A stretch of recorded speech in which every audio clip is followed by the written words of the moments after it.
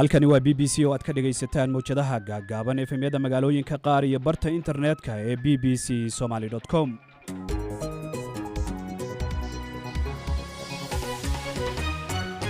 duhur wanaagsan dhagaystayaal, waa 13 bisha May, saacadda Afrikada Barina waa 2 duhurnimo oo gowa. qodobada aad ku maqli doontaan barnaamijkana waxaa ka mid ah dadkii ku barakacay fatahaadda magaalada Beledweyne oo xaaladooda caafimaad laga dayrinayo.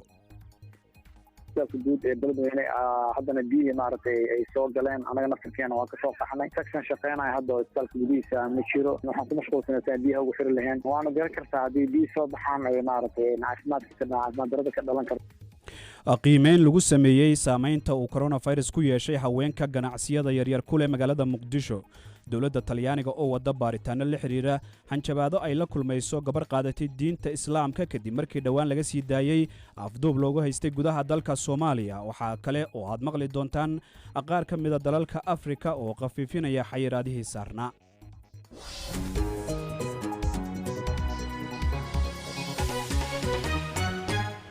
qodobadaas iyo kuwa kale ayaad ku maqli doontaan barnaamijkan oo ay si wada jira u soo saareen Cabdiraxmaan Xaaji Cadow iyo Cabdulqaadir Yuusuf Cali. anigoo Xasan Sheekh Umar ah ayaana idinla socodsiinaya. waxaan ku bilaabaynaa wararka caalamka ee BBC-da oo markaasi ay diyaar la tahay Bushra Nuur Maxamed oo joogta gurigeeda. Bushra. mahadsanid Xasan. kiisas hor leh oo cusub ayaa laga soo sheegayaa magaalada Jilin ee Shiinaha, taasoo saraakiisha ku qasabtay inay magaaladaasi ku soo rogaan xayiraad. waxaa laga joojiyey inay u socdaalaan magaalooyinka kale, waxaana dadka loo diiday in iyagoo badan hal meel ay iskugu yimaadaan. Shiinaha ayaa u muuqda mid xakameeyay fayraska, welina ay ka go'an tahay inuu xakameeyo haddii uu mar labaad faafo. England waxaa la qafiifiyey xayiraadaha qaar, waxaana loo ogolaaday in maanta ay shaqada ku laabtaan dadka aan shaqadooda guryaha laga samayn karin, balse dowladda ayaa ku baaqaysa in dadkaasi ay iska ilaaliyaan raacidda gaadiidka dadweynaha.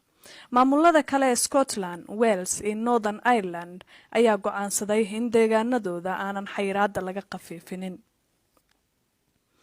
ra-iisul wasaaraha Kuuriyada Koonfureed ayaa dadka habeenkii baararka ku caweeya ee laga yaabo inuu ku dhacay fayraska corona oo u sheegay inay qasab tahay inay isu soo bandhigaan toddobaadkan. ku dhowaad 120 qof oo cusub ayaa laga helay fayraska, waxaana la xiriirinayay in dadka ay ka soo qaadeen goobaha habeenkii lagu caweeyo. mar uu shir jaraa'id ka hadlayay ayaa wasiir ku-xigeenka caafimaadka ee daryeelka bulshada Kim Kang Lip waxa uu kalsooni ka muujiyay in xanuunkan haatan lagu arkay halkaas la xakameyn doono iyadoo aanan wax xayiraad ah la soo rogin. 물론 그것이 절대적인 것은 아닙니다만 대표적으로 dabcan ma aha wax abada ah, laakiinse marba haddii tirada maalinlaha ee kiisaska la xaqiijiyo ay ka hooseyso 95% dhammaanba caabuqyada hanaanka xukuumadda uu raad raaci karo waa la maarayn karaa. waqti xaadirkan weli waxaan dusha ka eegaynaa isu gudbinta, waxaanan dib u eegaynaa bal inaan ka baaraan degno siyaasadeenna kala fogaanshaha. 좀 더 관찰하면서 평가를 해야 될 일이라고 생각을 합니다. Thailand oo ah wadankii labaad ee lagu arkay kiisaska COVID-19 ayaa soo warisay in dalkaasi wax kiis cusub ah aan laga diiwaan gelinin in ka badan 2 bilood. waxaa la qafiifinayaa xayiraadihii lagu soo rogay dalkaas corona awgii, waxaana cudurka Thailand ugu dhimatay 56 qof oo keliya. ugu dambeynna xogayaha arrimaha dibadda ee Mareykanka Mike Pompeo ayaa booqasho ku tagayo Israel, halkaasoo uu kulamo kula yeelan doono ra'iisul wasaare Benjamin Netanyahu iyo saraakiil sarsare. waxaa la filayaa inay ka wada hadlaan cudurka safmarka ah, xiisadda Iiraan iyo qorshaha Israel ee dhulbalaarsiga daanta galbeed. arrintan ayaa waxaa ka soo horjeedsaday dalal badan, waxaana ku gacan sayray Falastiiniyiinta. warkii dunida waa naga intaasan dib idinkuga celiyo Xasan iyo qaybaha kale ee barnaamijka. aad bay u mahadsan tahay Bushra Nuur Maxamed oo nala socodsiinaysa wararka caalamka ee BBC-da. dhagaystayaal u diyaar garooba qaybaha kale ee barnaamijka. aynu ku bilownay xaaladda caafimaad ee boqolaalka qoys ee ka barakacay fatahaadda magaalada beledweyne ee xarunta gobolka hiiraan ayaa laga dayrinayaa iyadoo inta badan ay istaageen howlihii isbitaalka guud kadib markii ay biyuhu gaareen isbitaalkaasi xanuunada laga cabsi qabo oo durba la arkay waxaa ka mid ah cudurrada maqaarka duumada shubanka iyo calaamado loo malaynayo inuu yahay cudurka dunida aafeeyey ee coronavirus waxaa jira dadaallo ay wadaan hay-adaha samafalka iyo kuwa caafimaadka oo la xidhiidha sidii loo yarayn lahaa khatarta caafimaad ee ka dhalatay ama ka dhalan kartaba fatahaadda xilligan oo wajahayo ama ay wajahayaan dadka ku dhaqan magaalada beledweyne ee xarunta gobolka hiiraan haddaba si aynu wax badan uga ogaano xaaladda beledweyne ay ku sugan tahay gaar ahaana dhinaca caafimaadka waxaa wariyaha b b c da ee magaalada muqdisho ibraahim maxamed aadan qadka telefoonka kula xiriiray agaasimaha isbitaalka guud ee magaalada beledweyne doctor abshir xaashi weheliye fatahaaddan waa tii labaad oo sanadkan ku dhufato tii hore iyo tan waxay udhexaysa 6 bilood ayadoo marka hore oo cudurka covid-19 iska jiray oo meelo xerooyin maxaan ku rahdaa oo dadka lagu karantiina aan ku mashquulsan aysan dadka ku wacyigelin lahayn shaqooyinkaas anagu xooga saarayna oo ku dhex jirnay haddana waxaa noo yimid maxaan ku rahdaa biibaxadan haddana waxay usii baahateen iyadan maxaan balaan loo sii sameeyo oo dadka maaragtay meel la dejiyo ama caafimaadkooda laga taxadiro anagoo maaragtay oo xoogeena anaga marka hore aan ka shaqeyn jirnay isbitaalka guud ee beledweyne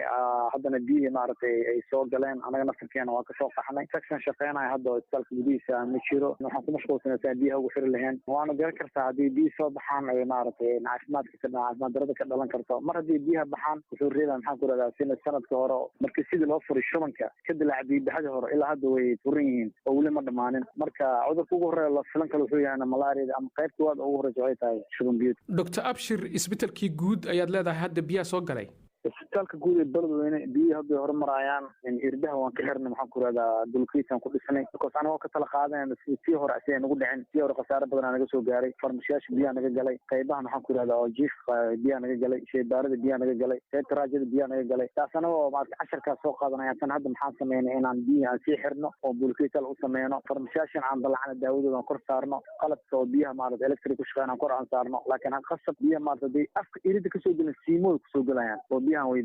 doctor abshir sidaan wararka ku helayno boqolaal qoys ayaa magaalada ka barakacay oo hadda dibadda magaalada yaalla marka xaaladooda caafimaad ka waran dadka magaalada ka barakacay caafimaadkooda aad ayaa laga deerinayaa inkastoo maamulka iyo qolooyinkan injooyada qolooyinkan hay-adaha hadda ay ku mashquulsan yihiin inkastoo maamulka mar uu ka hadlay uu yidhi wax la geen kara ma jiraan ama wax dadkaas u siin kara ma jiraan asigoo maaragtay oo dhahayo xoogaa waxaa ka dambeeya waxaan dadka maaragtay hay-adaha ka socdo laakiin maanta waxaa laga yaabaa hadda la joogo in oo gudoomiyaha cali geesa usoo fasaxay ay noloshooda ay bilaaban doonaan sectorkan ay kawada hadlayaan inkastoo shir aan la qaban karin laisku imaan karin dhankaas laga cabsanayo cudurkii haddana waxaa lagu xiriiraa dhinaca teleefonada iyo maxaan ku rahdaa zoomka ayaa lagu xiriiraa haddana maanta laga yaabaa in laga howlgalo oo waxyaalahaas oo la bilaabo insha allah xanuunada lagu arki karo hadda xerooyinkaas dadka gudaha ku barakacay ee dibadda yaalla maxaa ka mid ah xanuunka ugu horeeya hadda oo hadda dadka ay ka cabanayaan waa skin diseaseka maadaama ay biyihii dadka ay soo dhex mareen ay biyo u badiyeen biyo wasaq oo magaalada roob ku da-ay haddana biyo ay soo rogeen maxaan ku rahdaa dadka ay biyaha dhex marayaan allergikada iyo waxaa ugu badan cuduradan skin diseaska waa cudurrada maqaarka cudurada maqaar ku dhacay cudurada maqaar ku dhaco hadda xoogaa dadka ka tabanayaan kan labaad ku xigi doona wuxuu noqon doonaa dhinaca shuban biyoodka ama malaariyada ani hadda kula hadlaya waxaa u socdaa meel maaragtay dhalinyaradan dhakhaatiirta gobolka hiiraan HMA ay ku shaqeyn doonaan meel ayaan usoo diyaari rabaa ayagoo voluntary ugu shaqeyn doona dadka daawooyinkana waxaan keeni doonaa qaar maxaan ku ihahdaa NGO-yada iyo qaar ay sii doonaan ICRT kuwan WHO marka shaqada saas u bilaabanaysa insha allah doctor abshir waxaa kalood ii sheegtay in aad wadeen dadaalo la xiriira inaad furtaan xarumo karantiil cudurka COVID-19 marka ma waxaa jiray tuhunno ah in cudurku uu magaalada soo galay tuhunno way jireen qaar calaamadihii cudurka u dhintay way jiraan qaar anaga maxaan ku rahdaa isbitaalada mar noogu yimaado oo saynka iyo maxaan ku rahdaa calaamadaha ka muuqdo oo rejistraynay xaafada ay degiin aan ka qornay oo dib markaan daawo u siina xaafada aan ku celinay soo sheegaya 4 saac gudahood inay ku dhinteen aanay hadda qalab aan ku baarna ma haysano laakiin hadda waxaa la sameeyay meesha oo waxaan ku rahdaa stadiumka waxaa laqan ayaa waxaa laga sameeyay qayb oo karantiilka ah ay ka howlgeli doonaan dhakhaatiir madaxweyne waarana wuxuu keenay sararihii iyo waxyaalihii kaleento oo lagu hortegi lahaa cudurkaas berina waxaa furmi doona tababarka dhakhaatiirta loo filan lahaa shaqada coronaviruska saasay u socota laakiin beled waxaa is leedahay dadku waxay ka cabanayaan ugu horreeya waxay tahay calaamadihii covid-19 lagu yaqiin ay sheeganaan ayagoo dhahaya dhunta cunayso oxygeenta ugu ceshoomayso waa qufaca ayaantan qufaca waa qalal waa dry oo qufac oo wax wata maaha qandho way jirtaa laakiin midkoodna baaritaan looma dirin oo lama xaqiijin in uu cudurkaasi yahay maya mid baaritaan loo dira ma jiro laakiin fisikaal ahaan way ka muuqataa cudurka maarata qofkan inuu calaamadihiisa ugu yaraan maxaad baaritaano ugu diri weyseen muqdisho shaybaarka yaalla baaritaankaas oo smiirka waxaa noola keenay 4 beri kahor noola keenay wuxuu u baahan yahay maxaa ku rahdaa in tababar qofka loo siiyo qofka smiirka habka lagu qaado tababar u baahan yahay in qofka sama qaadin karto marka tababarkii hadda socdo markuu dhamaadana waxaan bilaabi doonaa inaan baaritaankaas anaga aan sameyno kadibna oo markiiska xamar oo loo qaado insha allah. Dr. Abshir, baqdintiina la xiriirta cudurkan COVID-19 iyo dadkan hadda gudaha ku barakacay ee hal meel wada jooga ee ka soo baxay magaaladii oo guryahoodii ka soo tegay intee la eg tahay? wallahi cabsi weyn dadkan wacyigelin badan aan u sameynay laakiin dadka daruufaha keenayo inay maaragtay isku tagaan marka ceel jaraad waa arkaysaa dadka inay jamac meel maaragtay buuq ay wadiyihiin meel haddii wax laga bixinayo way wada aadayaan yacni COVID-19 waxaa ka badiyey baahida dadka ay qabaan guri ay ku hoydaan ma qabtaan cuntay cunaan ma haystaan daawo ma haystaan marka cudurkaba ma u jeedaan waxaa kasii badiyey oo katan badiyey maxaan ku xaaladaha kale oo emergency ay ku jiraan dadka. kaasi wuxuu ahaa Dr. Abshir Xaashi Weheliye oo ah markaasi agaasimaha isbitaalka guud ee magaalada Beledweyne ee xarunta gobolka Hiiraan. wariyaha BBC-da ee magaalada Muqdisho Ibraahim Maxamed Aadan ayuu qadka telefoonka ugu waramayay. markaana qaar ka mid ah dalalka qaaradda Afrika ayaa bilaabay inay hoos u dhigaan xayiraadihii saarnaa oo uu sababay xanuunka corona. dalalka waxaa ka mid ah dalka Niger, Senegal iyo dalal kale oo qaaradda ku yaala kuwaasi oo doonaya in ay dib u soo celiyaan dhaqdhaqaaqii magaalooyinka iyo dalalkaasi. wararkii ugu dambeeyey waxaa inoo haya Faarax Lamaane. xasan oo waddanka Niger oo kale culimada iyo dowladdu iminka waxa ay ku heshiiyeen in dib loo furo goobihii lagu cibaadaysanayay gaar ahaan masaajidoo kale iyadoo sidoo kalena dib loo furi doono kiniisadaha. haddana meelaha masaajidda marka la imaanayo waxyaabaha lagu ballamay waxaa ka mid ah in la diyaariyo waxyaabahan gacmaha lagu dhaqdo sida saabuunta, biyaha iyo alkoholka gacmaha la marsado, in jeermiska laga sii dilo sijaayadaha oo kaleeta ama salliyada masaajidada yaalla, in xilliyada salaadaha lagu jiro kale marwaxaduhu ay shaqaynayaan oo daaqaduhu ay furan yihiin oo dabayshu ay tahay mid soconayso meeshu aan ahayn meel xiran.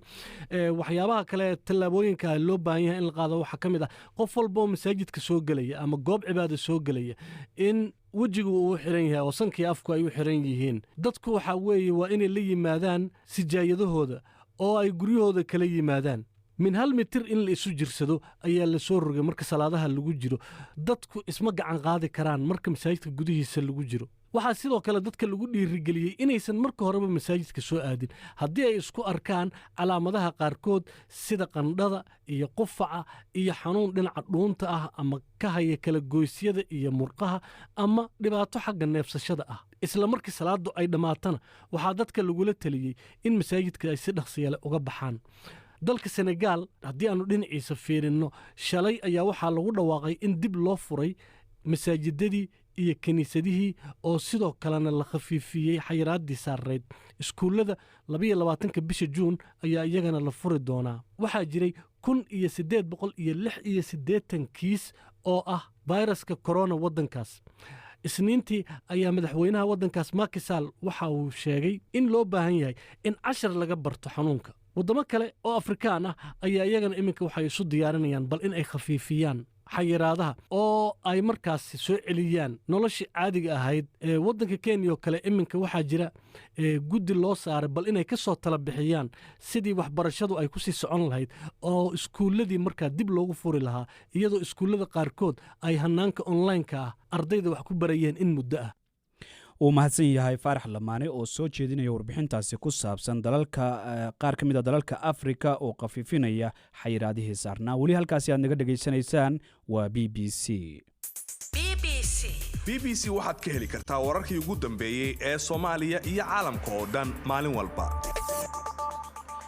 wasaaradda haweenka iyo horumarinta xuquuqda aadanaha ee dowladda federaalka Soomaaliya ayaa waxa ay qiimeyn degdeg ah ku samaysay saameynta uu cudurka safmarka ah ee coronavirus ku yeeshay haweenka ku leh magaalada Muqdisho ganacsiyada yaryar. qiimeynta la sameeyey dadka diiradda lagu saaray waxaa ka mid ah haweenka qaadka iibiya, kuwa iibiya dharka hudhayda loo yaqaano iyo kuwa iibiya caanaha iyo shaaha. haddaba wariyaha BBC-da Cabdiraxmaan Xaaji Cadow ayaa soo jeedinaya warbixinta arrintaasi la xiriirta. wasaaradda haweenka iyo horumarinta xuquuqda aadanaha ee jamhuuriyadda federaalka Soomaaliya ayaa qiimeyn ku samaysay saameynta fayraska corona uu u geystay haweenka Soomaalida ee ku howlan ganacsiyada yaryar. qiimeyntu ay wasaaraddu samaysay waxay ku sheegtay inay diiradda ku saartay haweenka ganacsiyada yaryar ay ka midka yihiin kuwa qaadka iibiya kuwa iibiya dharka la isticmaalay hudhayda haweenka caanaha iyo shaah gada iyo weliba haweenka waratada ee jidadka macmacaanka waxyaabaha la midka ah ku gada haweenka Soomaaliya ku nool oo 60% ay yihiin mulkiilayaasha ganacsiga iyadoo intooda badan yihiin shirkado yaryar oo haweenku isugu tageen 70% ay soo saaraan quutal daruuriga qoysaskooda iyadoo haatan ay taagan tahay dhibaatooyinka ka dhashay fayraska corona wuxuu saameyn weyn u geystay ganacsiyada yaryar ee haweenka dhaqaalahooda ku tiirsanaa wasaaraddu waxay sheegtay haweenku intooda badan maadaama ay ka shaqeeyaan shaqooyin aan joogto ahayn ay taasi keeni karto saameyn dhaqaale oo sii kala fogeyso farqiga u dhexeeya labka iyo dhadiga ee habnololeedka bulshada Soomaalida iyadoo ay sidoo oo kale ka dhalan karto saameyn dhinaca caafimaadka iyo daryeelka qoysaska ka qaybgalka haweenka ee dhaqaalaha maadaama ay haweenku hadda yihiin hogaamiyayaal madax ka ah qoysaska Soomaalida intooda badan dhammaan dumarka qiimeynta ay wasaaraddu samaysay laga qaybgeliyay waxay sheegeen inay badankooda ahaayeen kuwa lacag deyn ah oo ay siyaabo kala duwan ku qaateen ku shaqaynayay bandowga magaalooyinka la saaray ee ka dhashay fayraska corona ayaa haweenka caqabad ku noqday waqti badan oo ay ganacsigooda ku iibgeeyaan in ay helin gaar ahaan xilliyada habeenkii oo ay ganacsiyada sida shaaha iyo caanaha ay suuq badan lahaayeen haweenka qaadka iibiyana waxay sheegeen ganacsigooda inay saameyn u geysatay waxay haweenka ganacsiyada yaryar ka shaqeeya ay wasaaraddu noloshooda qiimeynta ku samaysay sheegeen in uu dakhliga ay heli jireen uu meesha ka baxay oo ay hadda helin wax dakhli ah ugu dambeyntiina wasaaraddu waxay sheegtay iyadoo ka duulayso natiijada qiimeynta ay samaysay in loo baahan yahay dadaal kasta oo wax looga qabanayo saameynta dhaqandhaqaale ee ka dhalatay fayraska corona in haweenka diiradda lagu saaro si ay u helaan gargaar dhaqaale oo ay kaga soo kabtaan saameynta dhaqaale ee soo wajahday cabdiraxmaan xaaji cadow uu mahadsan yahay oo warbixintaasi soo jeedinayay markaana maxkamad ku taala dalka talyaaniga ayaa waxa ay wadaa baaritaano la xiriira hanjabaado ay la kulmayso haweenay ka shaqaynaysay arrimaha samafalka oo ku afduubneed muddo ku dhow 2 sano gudaha dalka Soomaaliya taasi oo dhawaan la sii daayay kuna laabatay dalka talyaaniga isla markaana sheegtay in ay qaadatay diinta islaamka haddaba arrintaasi wararka la xiriira waxaa soo aqriyay wariyaha BBC-da Mucaawiye Maxamed Buraale oo haatan stuudiyaha ila jooga Mucaawiye xasan wakaalada wararka ee dowladda talyaaniga ee ansa ayaa ku warantay in maxkamad ku taala dalkaasi ay furtay baaritaano ku aadan hanjabaado ka dhan ah Silvia Romano oo haweeney talyaaniga u dhalatay oo gargaarka ka shaqaynaysay oo lagu afduubtay gudaha wadanka Kenya oo dhawaan dalkeeda dib loogu soo celiyay waxay sidoo kale wakaalada sheegtay in Silvia Romano ay ku biirtay diinta islaamka isla markaana ay la baxday magaca Caasha xubno ka tirsan garabka midigta fog ee talyaaniga ayaa bilaabay olole ka dhan ah gabadhan oo nacib abuur kale sida ay ku warantay wakaalada wararka ee Reuters Romano ayaa waxay ahayd samafala ka howlgeli jirtay xarun lagu daryeelo carruur agoomaha oo ku taala koonfur bari Kenya koox weysan ayaa bishii November 2018 ka afduubtay halkaasi waxaana loo kaxaystay dhinaca Soomaaliya waxaana la rumaysan yahay in kooxdii afduubka geystay ay ka tirsanaayeen al-shabaab Silvia Romano waxay talaadadii iska xirtay barta ay ku leedahay Facebook kadib markii ay kala kulantay qoraalo lagu aflagaadeynaya oo nacib ah sida laga soo xigtay wakaalada Ansa xasan sidoo kale ciidamada sirdoonka talyaaniga ayaa sheegay in soo deynta gabadhaasi ay gacan weyn ka geysteen ciidamada Soomaaliya ee Turkiga waayahay aad baad mahadsan tahay Mucaawiye Maxamed Buraale oo warbixintaasi nala socodsiinaya markaana wararka ciyaaraha aynu eegno xiriirka kubadda cagta ee adduunka ee FIFA ayaa waxa ay kansaleen abaalmarintii xidiga adduunka ee FIFA The Best ee sanadkan 2020 la bixin lahaa waxaana laacibka ugu fiicnaa sanadkan sii haynaya markaasi laacibka reer Argentine ee Lionel Messi markaana dhageystayaal waa baafinta waxaa si wada jira stuudiyaha BBC-da ee magaalada Nairobi idinkaga soo tabinaya anigoo ah Caasha Saciid Xasan iyo Samiir Cabdulaahi Jaamac mahadsanid Caasha baafinta ugu horeysa maanta waxay naga soo gaartay Siid Axmed Cismaan Eeno oo jooga magaalada Nairobi waxa uu baafinayaa Suufi Cismaan Eeno waxa uu wardambeysay isagoo ku sugan Gaalkacyo sanadii 2017 hadaba hadii uu maqlayo Suufi Cismaan Eeno ama bay jirto cid garanaysa fadlan warkiisa la gaarsiiyo Siid Axmed Cismaan Eeno iyadoo wixii waraa loo sii marin karo xafiiska baafinta bisha cas ee ku leedahay magaalada Nairobi Canab Cali Maxamed oo joogto Boosaaso waxay baafinaysaa Maxamed Caynab Cali hadaba hadii uu maqlayo Maxamed Caynab ama bay jirto cid garanaysa fadlan warkiisa la gaarsiiyo Canab Cali Maxamed iyadoo wixii waraa loo sii marin karo xafiiska baafinta bisha cas ee ku leedahay Boosaaso Jimcaale Faarax Muumin oo jooga Kalabeer waxa uu baafinayaa Xasan Faarax Muumin waxa uu wardambeysay isagoo ku sugan Yemen sanadii 2015 haddaba haddii uuna maqlaya xasan faarax muumin amaba ay jirto cid garanaysa fadlan warkiisa ha la gaarsiiyo jimcaale faarax muumin iyadoo wixii waraa loo sii marin karo xafiiska baafinta bisha cas ee ku leedahay boosaaso. aadan khaliif muxiidiin oo jooga boosaaso waxa uu baafinayaa haashim khaliif muxiidiin waxaa ugu wardambeysay isagoo ku sugan cumaan 2016 haddaba haddii uuna maqlayo haashim khaliif amaba ay jirto cid garanaysa fadlan warkiisa ha la gaarsiiyo aadan khaliif iyadoo wixii waraa loo sii marin karo xafiiska baafinta bisha cas ee ku leedahay boosaaso. aamina bashiir mustafe oo joogta boosaaso waxay baafinaysaa nuuro bashiir mustafe waxaa ugu wardambeysay iyadoo ku sugan sacuudiga sanadii 2000 haddaba haddii ayna maqlayso nuuro bashiir mustafe amaba ay jirto cid garanaysa fadlan warkeeda ha la gaarsiiye aamina bashiir mustafe iyadoo wixii waraa loo sii marin karo xafiiska baafinta bisha cas ee ku leedahay boosaaso. abshir maxamed cumar oo jooga boosaaso waxa uu baafinayaa kamaal maxamed cumar waxaa ugu wardambeysay isagoo ku sugan cumaan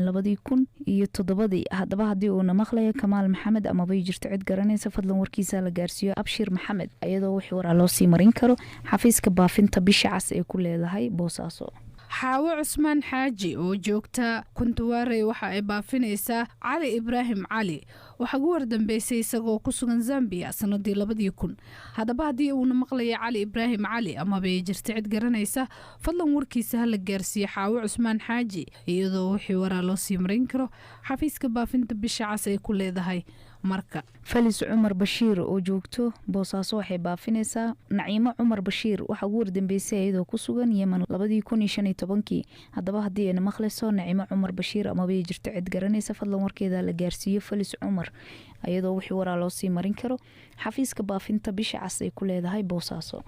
salaad nuur xasan oo jooga afgooye waxa uu baafinayaa saalax salaad nuur waxaa ugu wardambeysay isagoo ku sugan hong kong sanadii 1994 haddaba haddii uuna maqlayo saalax salaad nuur amaba ay jirto cid garanaysa fadlan warkiisa ha la gaarsiiyo salaad nuur xasan iyadoo wixii waraa loo sii marin karo xafiiska baafinta bisha cas ay ku leedahay marka. cabdulaahi axmed jaamac oo jooga boosaaso waxa uu baafinayaa faarax axmed jaamac waxaa ugu wardambeysay isagoo ku sugan mombasa 2000 haddaba haddii uuna maqlaya faarax axmed amaba ay jirto cid garanaysa fadlan warkiisa la gaarsiiyo cabdulaahi axmed iyadoo wixii waraa loo sii marin karo xafiiska baafinta bisha cas ay ku leedahay boosaaso. masxaab cabdi axmed oo jooga afgooye waxa uu baafinayaa saalax cabdi axmed waxaa ugu wardambeysay isagoo ku sugan dalkani kenya sanadii 2011 haddaba haddii uuna maqlaya saalax cabdi axmed amaba ay jirto cid garanaysa fadlan warkiisa ha la gaarsiiyo masxaab cabdi axmed iyadoo wixii waraa loo sii marin karo xafiiska baafinta bisha cas ay ku leedahay marka. maxamed aadan ducaali oo jooga boosaaso waxa uu baafinayaa hani aadan ducaali waxaa ugu wardambeysay iyadoo ku sugan yeman 2001 haddaba haddii ayna maqlayso hani aadan ducaali amaba ay jirto cid garanaysa fadlan warkeeda ha la gaarsiiyo maxamed aadan iyadoo wixii waraa loo sii marin karo xafiiska baafinta bisha cas ay ku leedahay boosaaso. maryan maxamed cilmi oo joogta kuntuwaarey waxa ay baafinaysaa macalin axmed cabdulle waxaa ugu wardambeysay isagoo ku sugan hong kong sanadii 2000 haddaba haddii uuna maqlayo macalin axmed cabdulle amaba ay jirto cid garanaysa fadlan warkiisa ha la gaarsiiyo maryan maxamed cilmi iyadoo wixii waraa loo sii marin karo xafiiska baafinta bisha cas ay ku leedahay marka. maxamed ismaaciil geelle oo jooga boosaaso waxa uu baafinayaa anise ismaaciil geelle waxaa ugu wardambeysay iyadoo ku sugan yeman 2000 haddaba haddii ayna maqlayso anise ismaaciil amaba ay jirto cid garanaysa fadlan warkeeda la gaarsiiyo maxamed ismaaciil iyadoo wixii waraa loo sii marin karo xafiiska baafinta bisha cas ay ku leedahay boosaaso. jaamac cabdulle axmed oo jooga walaweyn waxa uu baafinayaa saadiq cabdulle axmed waxaa ugu wardambeysay isagoo ku sugan yemen sanadii 1999 haddaba haddii uuna maqlaya saadiq cabdulle axmed amaba ay jirto cid garanaysa fadlan warkiisa ha la gaarsiiyo jaamac cabdulle axmed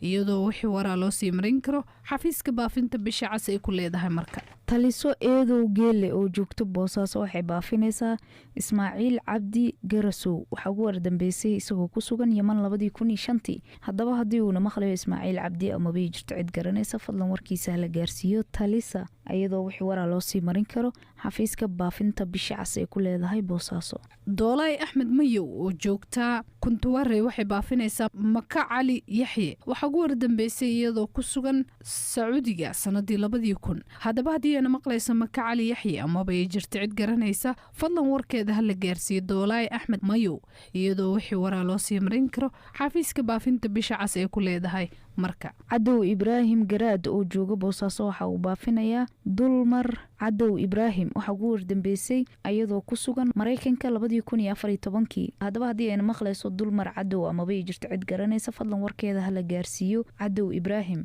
iyadoo wixii waraa loo sii marin karo xafiiska baafinta bisha cas ee ku leedahay boosaaso.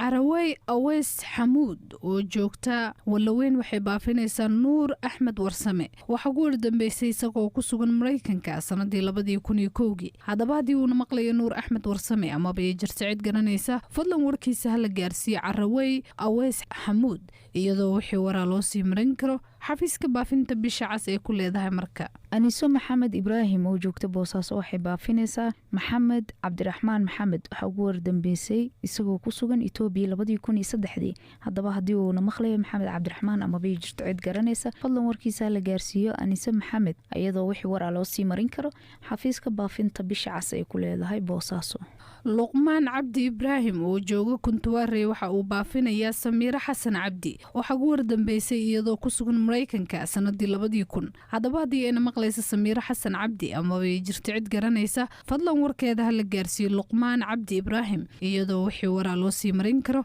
xafiiska baafinta bisha cas ee ku leedahay marka. xuseen cabdiraxmaan saciid oo jooga boosaaso waxa uu baafinayaa maxamed cabdiraxmaan saciid waxaa ugu wardambeysay sanadkii 2003. haddaba haddii uuna maqlayo maxamed cabdiraxmaan saciid amaba ay jirto cid garanayso fadlan warkiisa ha la gaarsiiyo xuseen cabdiraxmaan iyadoo wixii waraa loo sii marin karo xafiiska baafinta bisha cas ee ku leedahay boosaaso. guuleed cabdi iimaan oo jooga janaale waxa uu baafinayaa suldaano guuleed cabdi waxaa ugu wardambeysay iyadoo ku sugan sacuudiga sanadii 2005. haddaba haddii ayna maqlayso suldaano guuleed cabdi amaba ay jirta cid garanaysa fadlan warkeeda ha la gaarsiiyo guuleed cabdi iimaan iyadoo wixii waraa loo sii marin karo xafiiska baafinta bisha cas ee ku leedahay marka. xaawo axmed isaaq oo joogta boosaaso waxay baafinaysaa mukhtaar axmed isaaq waxaa ugu wardambeysay isagoo ku sugan mombaaso 1994. haddaba haddii uuna maqlayo mukhtaar axmed amaba ay jirto cid garanaysa fadlan warkiisa ha la gaarsiiyo xaawo axmed iyadoo wixii waraa loo sii marin karo xafiiska baafinta bisha cas ee ku leedahay boosaaso. xaliimo cabdi yaxye oo joogta qoryoole waxay baafinaysaa cali xasan dayib waxaa ugu wardambeysay isagoo ku sugan yemen sanadii 2008. haddaba haddii uuna maqlayo cali xasan dayib amaba ay jirta cid garanaysa fadlan warkiisa ha la gaarsiiyo xaliimo cabdi yaxye iyadoo wixii waraa loo sii marin karo xafiiska baafinta bisha cas ee ku leedahay marka. cabdalla muudey ibraahim oo jooga boosaaso waxa uu baafinayaa abuukar muudey ibraahim waxaa ugu wardambeysay isagoo ku sugan yemen 2016. haddaba haddii uuna maqlayo abuukar muudey amaba ay jirto cid garanaysa fadlan warkiisa ha la gaarsiiyo cabdalla muudey iyadoo wixii waraa loo sii marin karo xafiiska baafinta bisha cas ee ku leedahay boosaaso. cabdi axmed cali oo jooga afgooye waxa uu baafinayaa cabdirasaaq xasan jaamac waxaa ugu wardambeysay isagoo ku sugan dalkani kenya sanadii 1995. haddaba haddii uuna maqlayo cabdirasaaq xasan jaamac amaba ay jirto cid garanaysa fadlan warkiisa ha la gaarsiiyo cabdi axmed cali iyadoo wixii waraa loo sii marin karo xafiiska baafinta bisha cas ee ku leedahay afgooye. cali warsame maxamuud oo jooga boosaaso waxa uu baafinayaa ikraam faarax maxamed waxaa ugu wardambeysay iyadoo ku sugan kenya 2001. haddaba haddii ayna maqlayso ikraam faarax amaba ay jirto cid garanaysa fadlan warkeeda ha la gaarsiiyo cali warsame iyadoo wixii waraa loo sii marin karo xafiiska baafinta bisha cas ee ku leedahay boosaaso. muna axmed faarax oo joogta afgooye waxay baafinaysaa cumar cabdi xaaji waxaa ugu wardambeysay isagoo ku sugan sacuudiga sanadii 2012. haddaba haddii uuna maqlayo cumar cabdi xaaji amaba ay jirto cid garanaysa fadlan warkiisa ha la gaarsiiyo muna axmed faarax iyadoo wixii waraa loo sii marin karo xafiiska baafinta bisha cas ee ku leedahay marka. binto cali shucayb oo joogto marko waxay baafinaysaa cabdi axmed xasan waxaa ugu wardambeysay isagoo ku sugan yemen 1995. haddaba haddii uuna maqlayo cabdi axmed xasan amaba ay jirto cid garanaysa fadlan warkiisa la gaarsiiyo binta cabdi iyadoo wixii waraa loo sii marin karo xafiiska baafinta bisha cas ay ku leedahay Kismaayo. saadaam axmed cusmaan oo jooga baraawe waxa uu baafinayaa saalax axmed cusmaan waxa ugu wardambeysay iyagoo ku sugan yemen sanadii 2011 haddaba haddii uuna maqlaya saalax axmed cusmaan amaba ay jirto cid garanaysa fadlan warkiisa ha la gaarsiiyo saadaam axmed cusmaan iyadoo wixii waraa loo sii marin karo xafiiska baafinta bisha cas ee ku leedahay marka baafintiina maanta waa nageynta way mahadsan yihiin samiire cabdulaahi iyo caasho siciid oo nala socodsiinayay barnaamijkaasi baafinta isaga ayaana ugu dambeeya guud ahaan idaacaddii duhurnimo dhegaystayaal sidoo kale waxaad dabcan wararkeena ugu dambeeya kala socon kartaan barta aynu internetka ku leenahay ee bbcsomali.com tan iyo 5 galabnimo waxaan idinkaga tegaynaa dhammaanteen oo isku duuban sidaa iyo nabadgelyo